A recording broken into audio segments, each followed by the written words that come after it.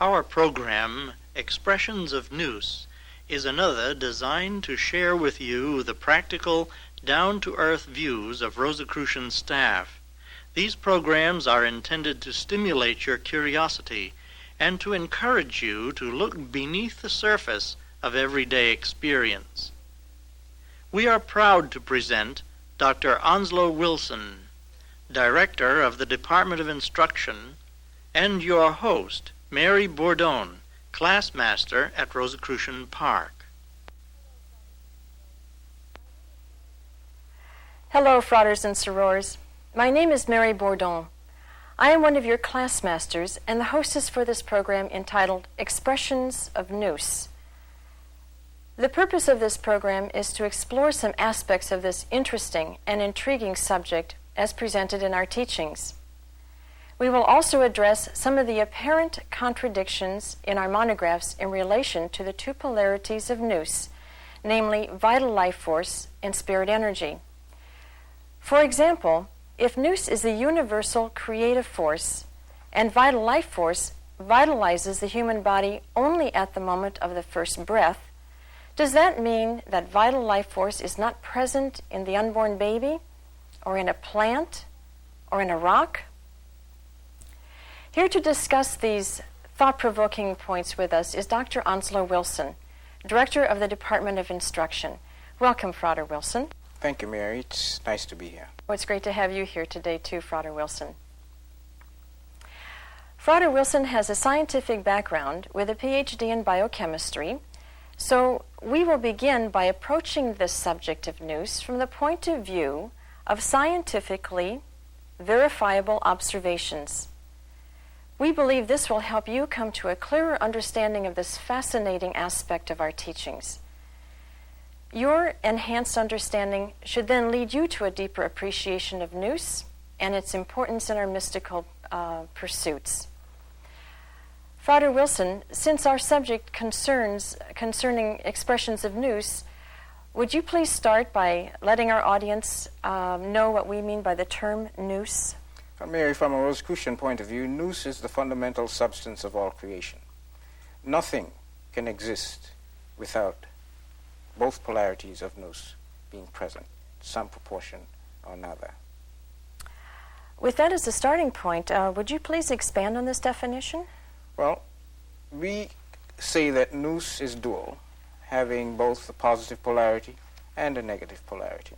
I think it's important to say something about what we mean by positive and negative. Most people think that positive means good and negative means bad.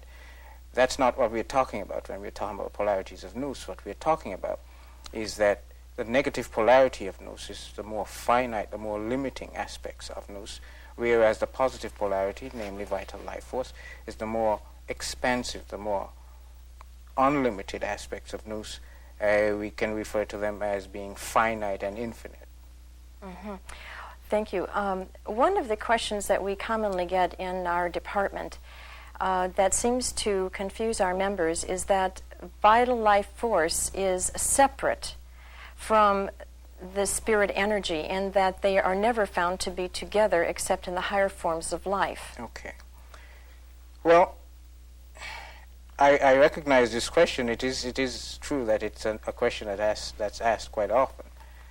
But the fact is that, as I said earlier, nothing can exist unless these two polarities of Nous are present in some proportion or another. As far as our teachings are concerned, I think it's important to realize that when we use the term vital in terms of vital life force, the term vital is inserted only to differentiate the manner in which the life force manifests in animate matter as opposed to the way it manifests in inanimate matter. Therefore, we can say clearly that vital life force, or the life force, does manifest in inanimate matter as it does in animate matter. Just the titles alone, vital life force, is it just that force? And here we have spirit energy on the other hand with energy. Could you tell me what the difference is between energy and force? Okay, well, energy is always associated with motion. and force is always associated with direction. Oh, okay. For example, in this room right now, there are tremendous forces and energies at play. The problem is that we have to bring these things into our perceptive range. So I have two demonstrations here which will allow us to have an appreciation of the two energies and forces that are prevalent in this room right now. One has to do with the force that keeps all of the planets in their particular orbits as they orbit the sun, and the other has to do with supporting the life forms that we know here on Earth. Is this one, which is called the space wheel, if it will work, and this one is called top secret. Why the names of these two gadgets? I don't know why the manufacturer decided to call them that, but our interest in them is the fact that although they are quite different in form and they appear to be operating differently, the forces that cause them to work the way they are working are the same. They're identical. Are the same? Would you explain to us what you mean? In the case of the space wheel, which is this one, you will see that those two arms are sloped downwards so that the force of gravity draws the space wheel down. Okay. When it hits the center, there is a magnet in the center just about here. Okay. And each of those pods has a magnet in it, so that when they get here, the like poles repel each other so that this gets a kick up the hill. Gravity brings it back. When it gets here, it gets another kick up this hill. Gravity brings it back. So we see two forces at play here, electromagnetism, or just plain magnetism, and gravity. In this case, the dish is slightly sloped inwards so that the top is being brought down towards the center by gravity, and it too is magnetized. And what happens is that the like poles repel and kicks it back up the hill, and it comes back down, and so it keeps going. And they will keep going for as long as the gravitational forces of the Earth continue, and as long as the magnetic forces of the Earth continue. So in both cases, we have both motion, and the direction in which the motion is taking place is due to the force. It's the force that's giving it the direction. Okay. Is this something that could be related to perpetual motion, or is this does this work on the same principle? Perpetual motion is always related to one's consciousness. Anything that is a million years looks like perpetual. In theory, on a basis of principle, it's not possible to have a thing, a given thing, to be always in perpetual motion. It will, having come into existence, it will have to go out of existence, therefore its motion will cease. Okay, fine. So it's really a term that we have come to like, it's nice. And has become a popular term. Yeah. What then is the outcome of this directive influence of force? The outcome of the directive influence of force is naturally order. So that wherever there is order, you know that force is working there. Force so is we have there. a principle at work, you're telling me. A principle or a underlying law at work. Yes, that wherever there is order, there is force. Mm-hmm. Could you excuse me a minute? I'd like to stop these. I think sure. They can be quite distracting. Okay. So they could be perpetual motion for the length of this. For the duration of for this particular program. Right. For vital life force as an organizing principle, it sounds like you are telling us that vital life force then does exist as an ordering principle in this inanimate or so-called dead matter. Exactly. Could you explain more what you mean by that? Well, as I indicated earlier, our monographs say that we include the term vital simply to distinguish the manner in which the life force manifests in animate matter as opposed to the way it manifests in inanimate matter. In inanimate matter, we will see it mainly as order, and we can take this geode, for example, which is full of crystals, and we can see that there is very definite order in this. Crystals grow in a very orderly manner, and the order in which they grow is determined by the force that is operating on them. And that force in terms of what we're talking about is the life force, because there's only one force in the universe. We call it vital life force. It just manifests differently in different objects, let us say. So in other words, it's just not obvious to us as the observer that there is this organizing principle, other than we see crystals and we do recognize the order, though. Exactly. Okay. Exactly. Uh-huh. We can, I have some other ways of getting across this whole idea of the ordering aspect of vital life force, and I have here, let's call them molecular models, and you can see that there are 3 of these, and they're all identical. They're made of the same components. Mm-hmm. As you know, spirit energy, the first manifestation, primary manifestation of spirit energy is electrons, and electrons combine to form atoms, atoms combine to form molecules. This represents a particular type of molecule. Okay. If more than one of these molecules are going to come together to form a crystal, which is what happens in crystal formation, either atoms as units or molecules as units come together to form a crystal. The way in which they're going to interact to form that crystal is predetermined by their structure. I see. Because their structure will cause forces operating in these systems to manifest in a given way. So that you can have this type of arrangement, or you can have another arrangement in which it goes this way. But no matter how you do it, they will sit on each other in a particular way. In other words, what happens in these types of arrangements is that the optimum relationship between the positive center of the atoms and the negative electrons surrounding those nuclei, the optimum relationship will be met. From what you're telling me, and I would like to see if I understand what you are saying, it looks like we do have a manifestation or an expression of nous, where spirit energy is really the greater manifestation in the crystal, whereas we do have the vital life force also manifesting, but at a very low degree, if I may say that. Yes, we can see that in terms of crystals and material manifestations, we can say that the spirit energy, the finite, the restricting aspect of nous predominates. Because of the so-called crystalline form, or it's more obvious to us that we are looking at some matter, or it has form. Well, ideas also have forms, but we don't see them with our physical senses.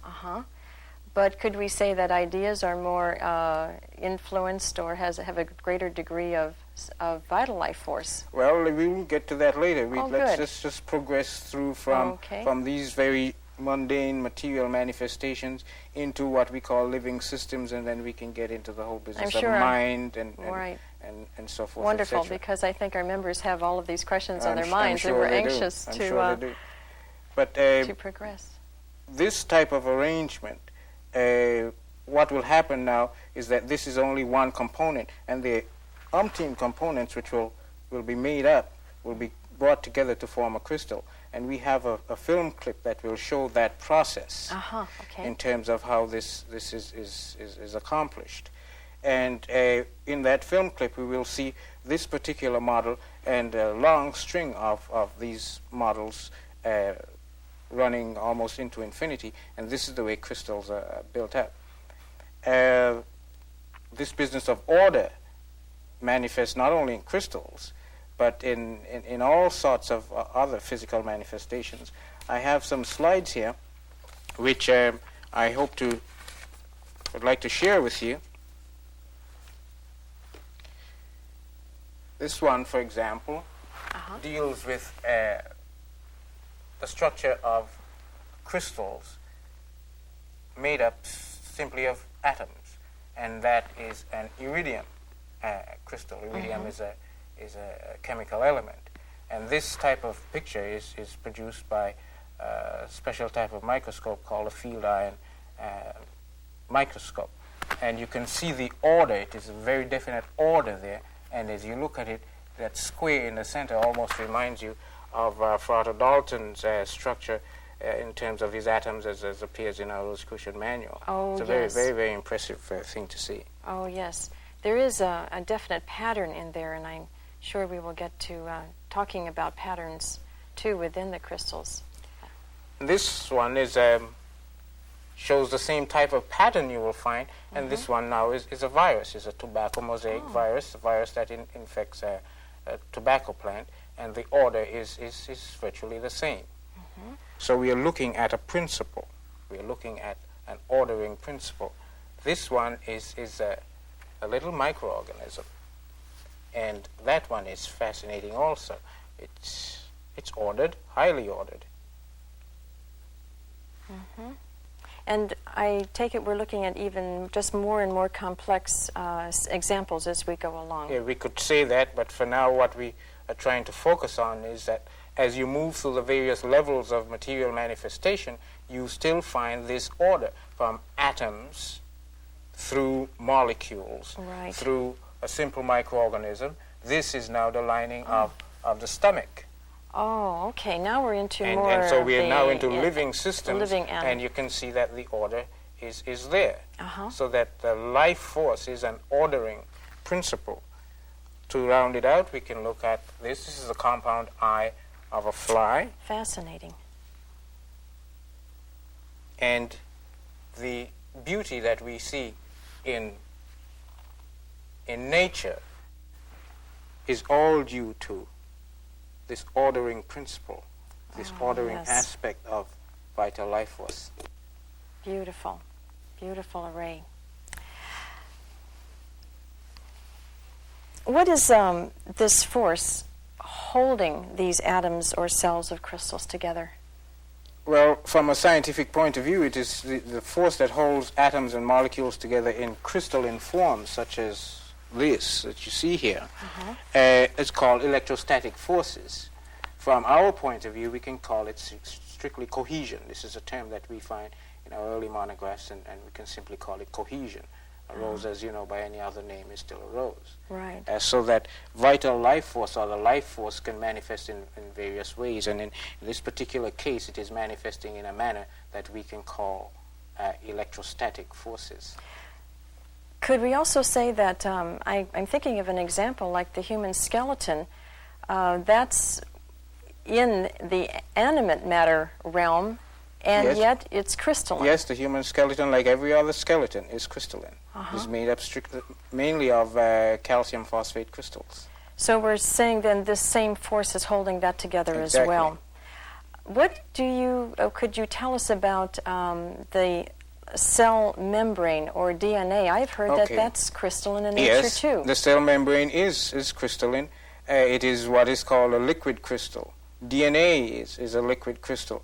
Some people even go as far as to say that the human eye is a liquid crystal. The brain is a liquid crystal. And by liquid crystals, we mean that there is order, but it is not as rigid as we find in crystals such as this, which makes the system much more sensitive, much more responsive to the higher, more subtle vibrations that are associated with life force, because the life force, as you know, can have the vibratory range can be quite great.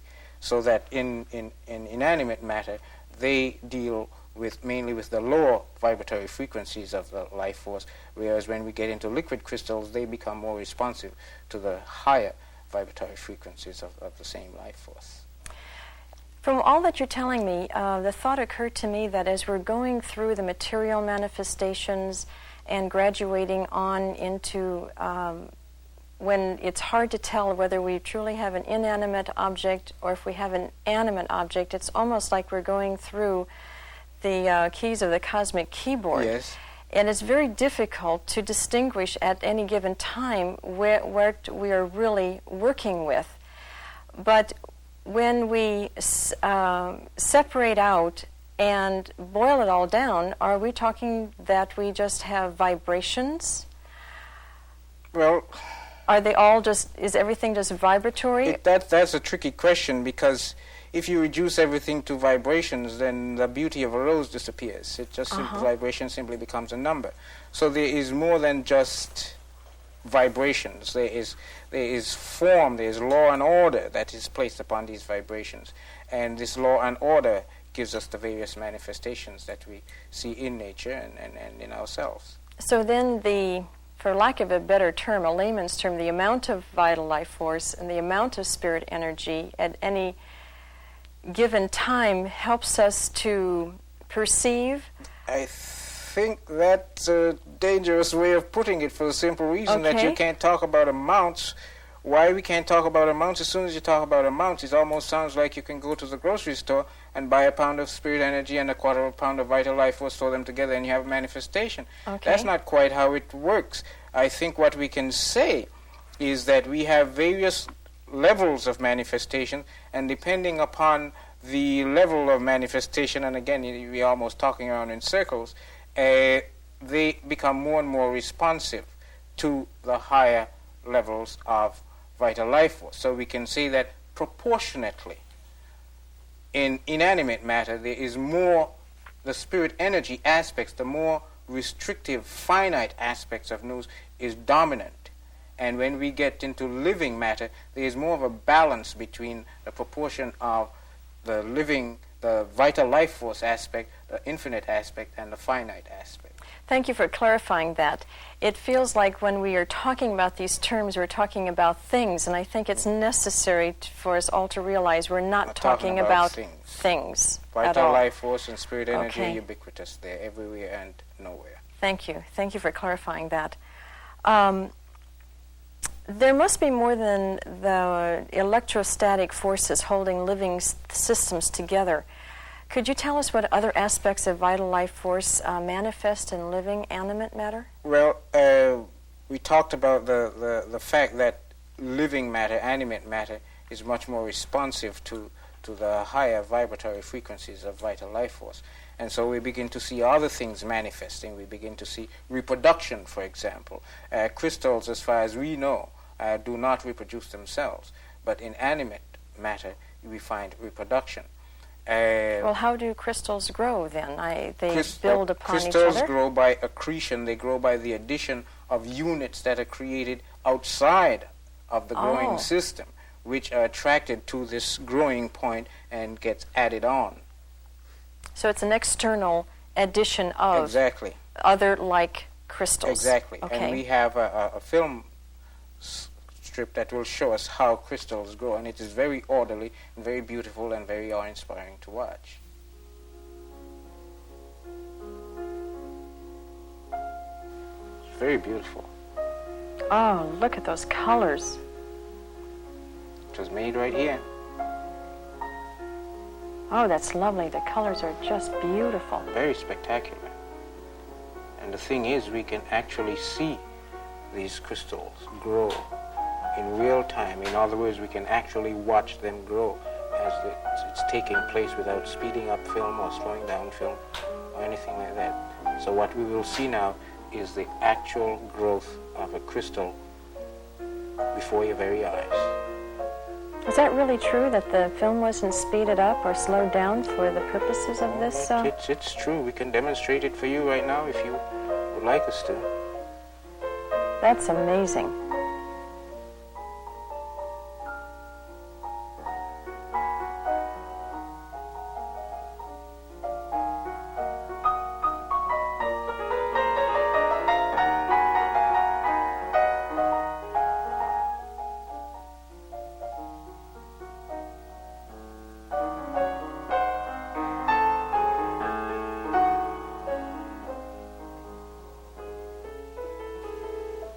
Just look at those colors. As you can see, it's very orderly. It's not haphazard. You're not having something formed over here and then something else formed over there. It's directed. It's purposeful. Oh, that's gorgeous. It's moving along in a very definite order. Just gorgeous.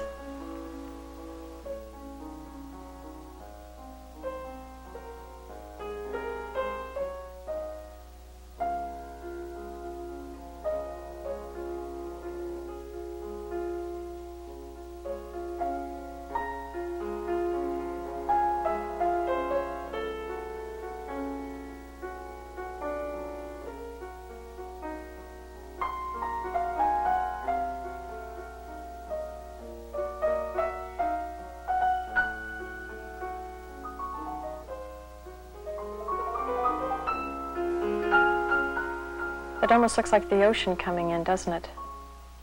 Yes, it almost looks alive. It seems to be breathing almost.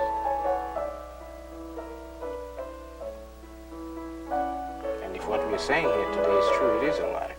That's true. Oh, look at those colors.